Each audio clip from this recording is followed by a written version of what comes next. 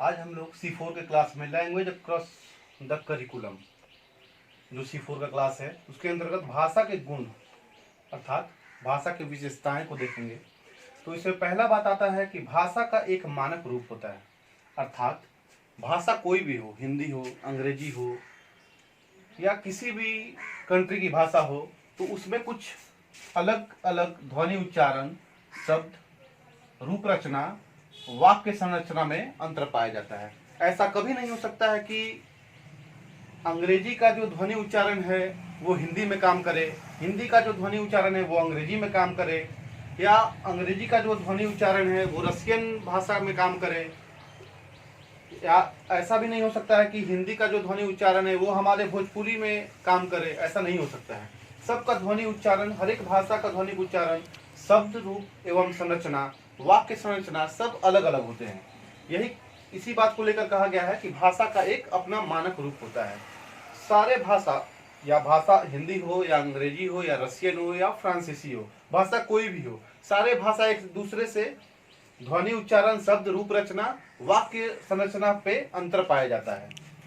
दूसरा जो विशेषता है वो है भाषा अर्जित संपत्ति है, पैतृक नहीं। यह बात सही है कि भाषा अर्जित संपत्ति है। बच्चा जो जन्म लेता है तो जन्म लेने के समय बच्चा तो किसी भाषा को जानता नहीं है, और भाषा अर्जन करता है धीरे धीरे। जब वो छोटा से बड़ा होते जाता है, पहले वो बलबलाता है, फिर वो दो वर्ण का वर्ड बोलेगा, शब्द बोलेगा, फिर वो धीरे धीरे उसी को वाक्य संरचना में निरूपित करते जाएगा। और भाषा पैतृक नहीं होता। ऐसा नहीं है कि हम जन्म ले लिए हैं तो जो हमारे पूर्वज भाषा बोलते आए हैं हम उसी भाषा को बोलेंगे। एक एग्जाम्पल के तौर पे हम लोग देख सकते हैं कि अगर हम बेतिया जैसे जगह पे जन्म लिए हैं जहाँ पे भोजपुरी को भाषा के रूप में माना जाता है या हिंदी को भाषा के रूप में बोला जाता है। इमेजिन करें कि अगर मेरे पेरेंट्स बेतिया बिहार में ना रख के हमको किसी पंजाबी परिवार के यहाँ मेरा पालन पोषण के लिए हमको भेज दे और वहीं पे छोड़ दे, तो क्या ये बोलना सही होगा कि हम लोग पंजाब में रहने के बावजूद या पंजाबी भाषा के बीच में रहने के बावजूद भी मैं हिंदी भाषा बोलूंगा या भोजपुरी भाषा बोलूंगा? ये कदापि नहीं होगा, क्योंकि मेरा परवरिश जिस परिवेश में होगा, जिस भाषा के बीच में होगा, हम उसी भाषा को सीखेंगे और उसी भाषा को बोलेंगे। तो यहाँ पे भाषा अर्जित है, जो भाषा को हम अर्जन करेंगे, अर्थात जिस भाषा को हम सीखेंगे उसी भाषा को हम बोलेंगे। भाषा पैतृक कभी नहीं हो सकता है। ऐसा नहीं है कि मेरे पिताजी अगर बोलते हो हिंदी या भोजपुरी तो जरूरी नहीं कि अगर हम इस जगह पे रहे तो हिंदी या भोजपुरी ही बोलें। ऐसा हो सकता है कि मेरा लालन पालन कहीं और हुआ है और हम उस भाषा को बोलना शुरू कर दें या कोई भी बोलना शुरू कर दें। तीसरा, भाषा अनुकरण जन्य प्रक्रिया है। अनुकरण जन्य प्रक्रिया से तात्पर्य है किसी भी चीज को अनुकरण करना। ऐसा हो सकता है कि हम किसी दूसरे को देख के, उसके भाषा को देख के, उसके भाषा को कॉपी करके पेस्ट करें, अर्थात साधारण भाषा में इसे कॉपी पेस्ट का भी नाम दिया जा सकता है, क्योंकि किसी दूसरे का भाषा और किसी दूसरे का टोन हमें अच्छा लगता है तो जाहिर सी बात है हम कोशिश करेंगे कि हम भी क्यों ना उसी के समान बोले, क्यों ना उसकी तमाम बातों को अपने भाषा में सम्मिलित कर लें। तो भाषा अनुकरण जन्य प्रक्रिया है। भाषा सदैव अनुकरण के साथ ही आदमी सीख सकता है। बच्चा जो छोटा से बड़ा होते जाता है वो अपने बड़ों को अपने घर में, अपने समाज में, अपने परिवार में किसी दूसरे को भाषा बोलते हुए सुनता है, किसी दूसरे का बात वार्तालाप सुनता है, उसके बातों को सुनता है कि वो क्या बात कर रहा है, क्या बात नहीं कर रहा है, किस बात का मतलब क्या होता है। वो बच्चा सारे बातों को अपने नजर से देखता है, समझता है और उसी का अनुकरण करता है। जैसे पीला रंग को हम लोग पीला रंग कहते हैं तो बच्चा भी पीला रंग को, जब हम लोग उसके सामने पीला रंग कहेंगे तो वो भी जाहिर सी बात है पीला रंग बोलेगा। ऐसा नहीं है कि हम बोलेंगे पीला रंग, वो बोलेगा काला रंग, ऐसा कभी नहीं। तो जो अनुकरण में हम सीखेंगे उसी को आगे बोलेंगे और उसी को आगे लेके जाएंगे। चौथा, भाषा एक सतत परिवर्तनशील प्रक्रिया है। सतत परिवर्तनशील मतलब कंटिन्यूअस चेंज होने वाला प्रक्रिया है। जैसे हिंदी भाषा में ही हम देख लें कि जो हमारा बिहार का क्षेत्र है वहां का हिंदी का टोन और अवध क्षेत्र के हिंदी का टोन अलग है। तो अवध क्षेत्र के लोग जब यहाँ आएंगे तो उनके बोलने का स्टाइल, उनके बोलने का टोन, उनके बोलने का क्वालिटी और उनके बोलने का आवाज का जो साउंड क्लियरिटी है वो सब अलग आएगा। तो भाषा एक सतत परिवर्तनशील प्रक्रिया है। भाषा पूरा का पूरा कभी चेंज नहीं हो सकता। भाषा में एक वर्ड दो वर्ड चेंज हो सकता है। भाषा एक सतत परिवर्तनशील प्रक्रिया है। सतत परिवर्तनशील से अर्थात मतलब है कि कंटिन्यूअस चेंजिंग। भाषा का ये अपना एक गुण है कि वो पीढ़ी दर पीढ़ी जाते जाते कुछ समय के बाद कुछ ना कुछ उसमें चेंजिंग होते चला जाएगा, लेकिन चेंजिंग बहुत बड़े स्तर पे नहीं, छोटे छोटे स्तर पे चेंजिंग होता है। नेक्स्ट, भाषा परंपरागत है, व्यक्ति उसका अर्जन कर सकता है, उत्पन्न नहीं। यह बात 100% सही है कि भाषा परंपरागत है, व्यक्ति उसका अर्जन कर सकता है, उत्पन्न नहीं। परंपरागत से तात्पर्य है कि भाषा जो हम आज बोल रहे हैं वो हमारे पीढ़ी दर पीढ़ी मतलब जनरेशन वाइज चलते जाने वाला प्रक्रिया है। हम जो आज भाषा बोल रहे हैं हमारे पूर्वज बोलते थे और हमारे आने वाले पीढ़ी भी हमारे इस भाषा को आगे लेके जाएंगे। तो भाषा हम अर्जन कर सकते हैं, इसको उत्पन्न नहीं कर सकते। नेक्स्ट, भाषा सामाजिक संपत्ति है। यह बात भी सही है कि भाषा एक सामाजिक संपत्ति है, चूंकि भाषा हम जो भी बोले, जिस भी भाषा का प्रयोग करें, किसी न किसी समाज के बीच में ही करते हैं। अपने बातों को, अपने विचारों को, अपने आकांक्षाओं को हम किसी न किसी भाषा के माध्यम से ही किसी के सामने रखते हैं और वो सामने वाला इस समाज का हिस्सा होता है। तो जो भी भाषा का इस्तेमाल या यूज करते हैं हम, वो किसी न किसी समाज के बीच में ही करते हैं। ऐसा नहीं है कि समाज से बाहर जाके हम भाषा का यूज करते हो।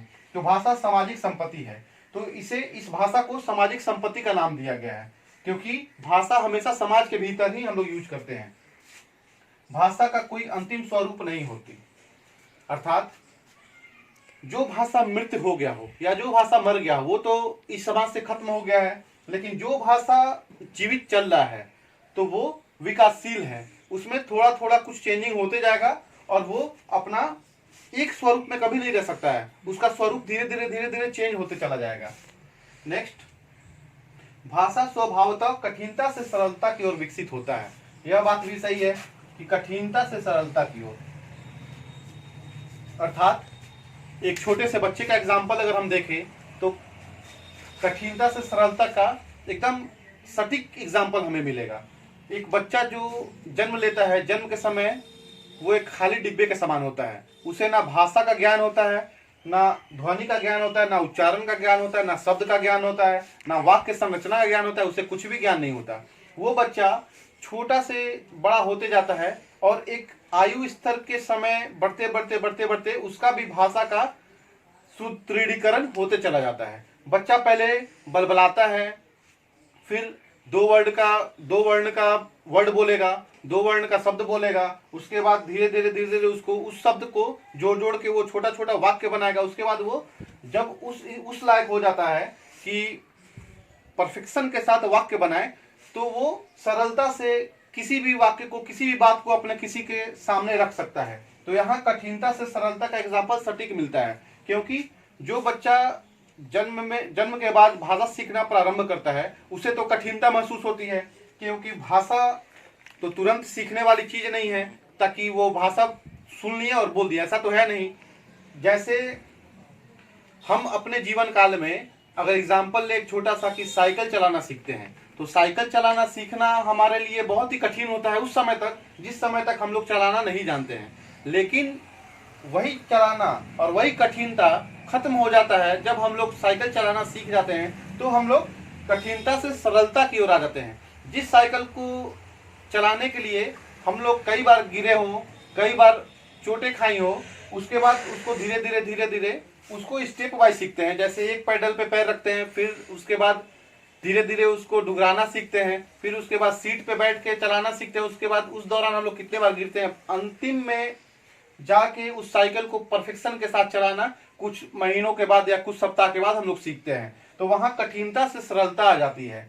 अब एक बच्चा ऐसा है कि जो साइकिल चलाना नहीं जानता, उसको दे दिया जाएगा साइकिल चलाने के लिए, तो वहां पे वो साइकिल नहीं चला पाएगा। और एक बच्चा ऐसा है जो साइकिल चलाना जानता हो, उसको अगर दे दिया जाएगा तो वो सरलता से चला सकता है। तो यहाँ कठिनता से सरलता की और विकसित होने वाला भाषा स्वभाव से पाया जाता है। वैसे ही यहाँ भाषा के रूप में कहा गया कि कठिनता से सरलता, अर्थात बच्चा जब धीरे धीरे बड़ा होते जाता है, उसका शब्द कोश जब बड़ा होने लगता है, उसके मन मस्तिष्क में जब शब्दकोश का भंडार विकसित हो जाता है और वो परिपक्व हो जाता है किसी भी अपने भाषा को, अपने बातों को, अपने विचारों को सामने वाले तक रखने के लिए, तो वो कठिनता से सरलता को प्राप्त कर लेता है। और लास्ट, प्रत्येक भाषा की संरचना दूसरे भाषा से भिन्न होती है। यह बात भी सही है कि प्रत्येक भाषा की संरचना से तात्पर्य है स्ट्रक्चर। संरचना में ध्वनि, उच्चारण, शब्द, वाक्य संरचना सब कुछ आता है। तो सही बात है कि प्रत्येक भाषा किसी दूसरे भाषा से हर एक एंगल से, हर एक तरीके से भिन्न पाया जाता है। ऐसा नहीं है कि एक भाषा किसी दूसरे भाषा से मैच करेगा और दूसरा भाषा तीसरे से मैच करेगा। सारा भाषा, संसार में जितने भी भाषाएं हैं, सब भाषा किसी न किसी रूप में, किसी न किसी तरीके से एक दूसरे से भिन्न पाए जाते हैं। तो इस प्रकार हम लोगों ने भाषा के गुण अर्थात विशेषता को देखा। आगे क्लास में हम लोग इससे आगे बढ़ेंगे और उसके बारे में चर्चा करेंगे।